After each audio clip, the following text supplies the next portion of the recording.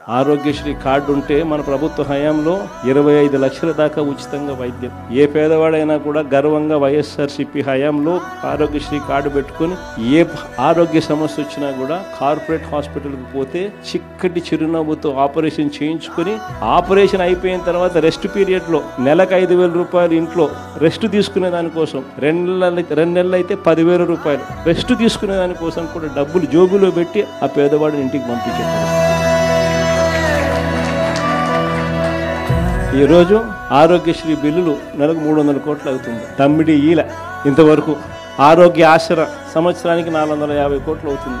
తమ్మిడి ఈల ఆరోగ్యశ్రీ హాస్పిటల్స్ అందరూ కూడా బోర్డు తిప్పేసినారు. ఎవడైనా పేషెంట్ వస్తే మేము చేయలేమని చెప్పే పరిస్థితిలోకి ఆరోగ్యశ్రీకి సంబంధించిన హాస్పిటల్స్ అన్నీ కూడా తయారయ్యాయి. ఈరోజు పేదవాడికి ఆరోగ్యం బాగోలేకపోతే అప్పుల పాలైతే కానీ వైద్యం అందని పరిస్థితిలోకి ఆ పేదవాడు వెళ్ళిపోయాడు.